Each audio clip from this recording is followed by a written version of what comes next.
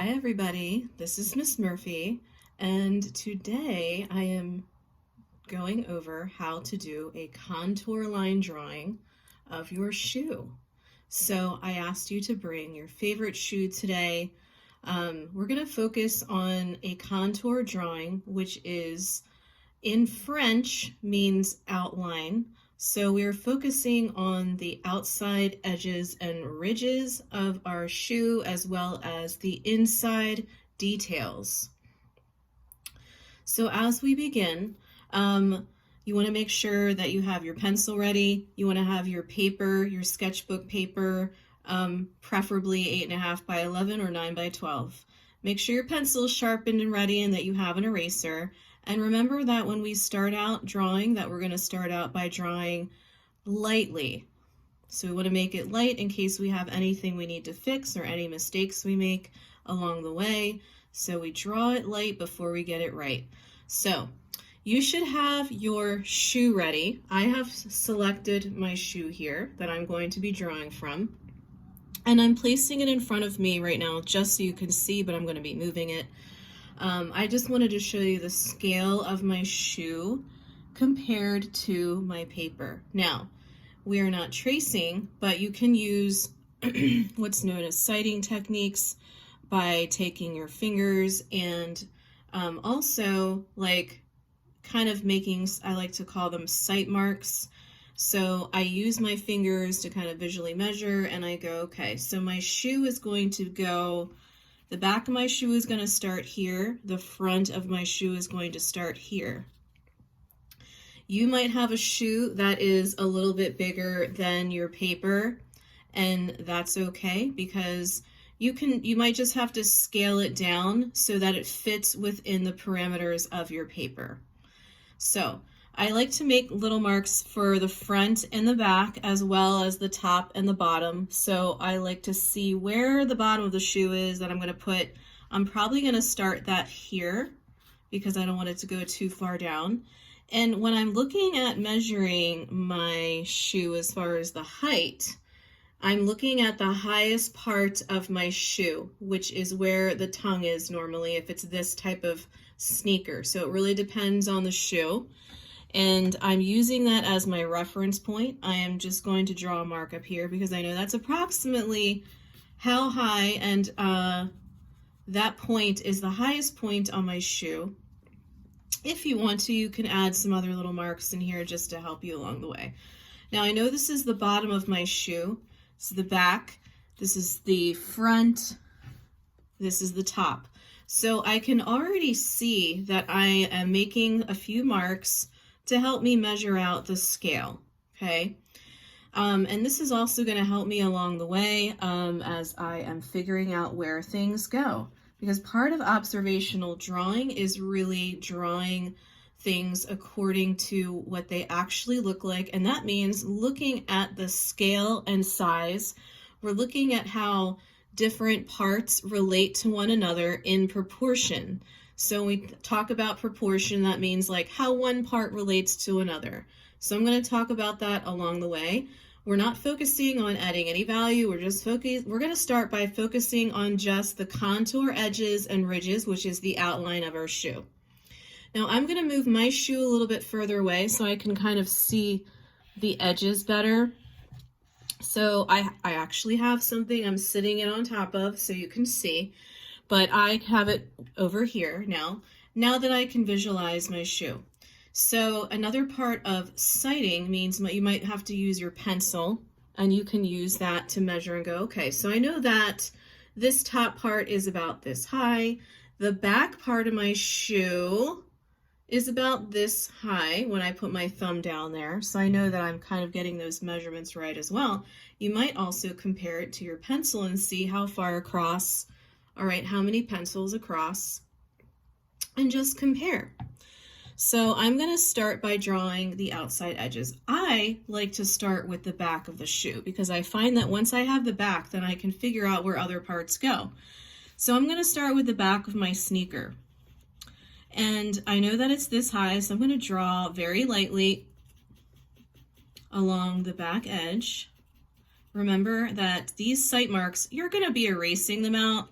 I'm actually going to take a moment to erase that one out for myself. And I'm going to begin really lightly. And I'm going to go slowly and carefully. I know that this is the bottom part of my shoe here already starting, okay? So now I can see that this is going to curve around a little bit like that, okay? And I have some lines in it that I'm not going to worry about until I get to them. So right now for this video, I'm only focusing on the outside edges, and then I'm going to focus on inside details. So I'm going to start with the top here. I know that I have a little piece coming off. I'm not going to worry about that. So now that I have this part laid out, I am going to draw just a little bit more of the side here.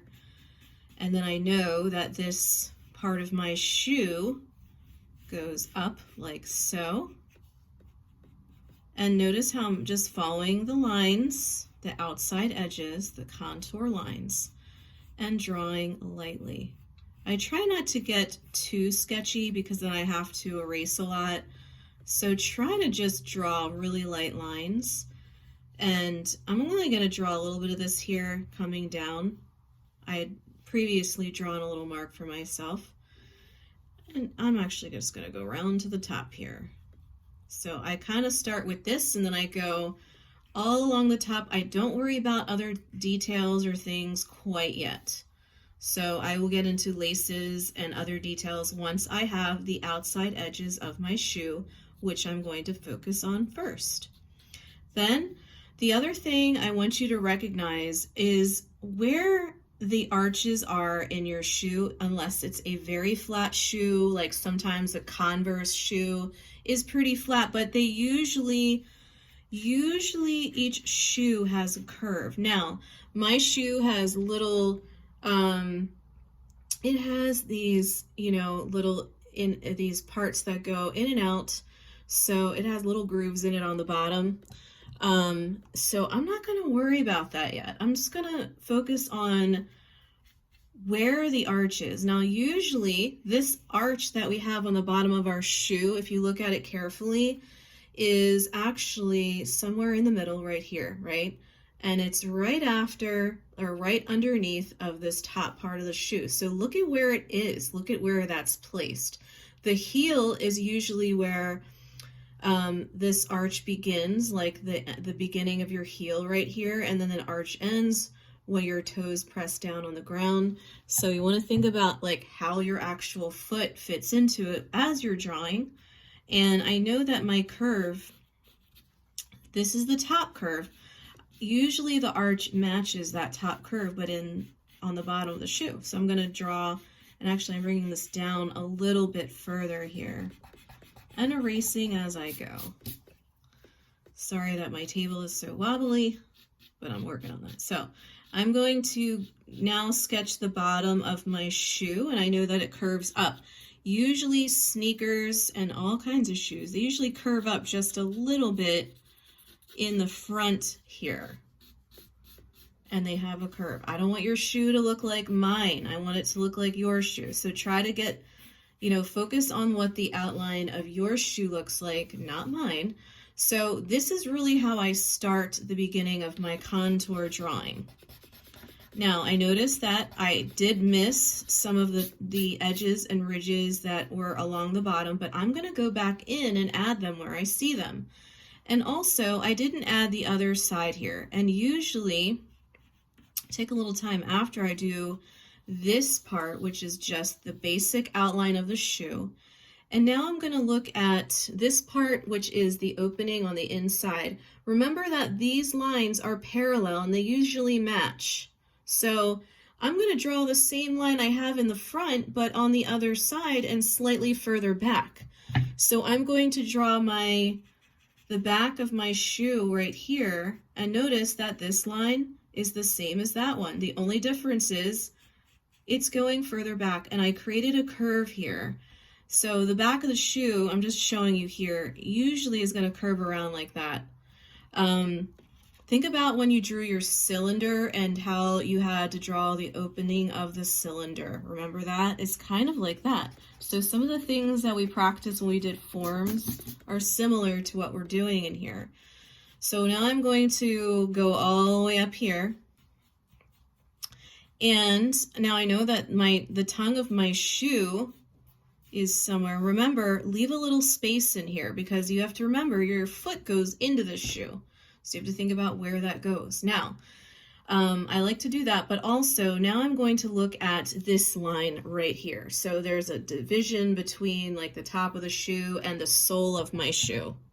So like the rubber part on the bottom of the shoe, I'm going to focus and center on that now and just drawing where that goes.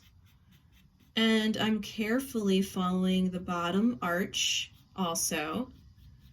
And notice that I haven't put a lot of details in here yet. I'm not worried about that yet. I'm just going to take my time to really look at where things go first, and then I can worry about any of my details.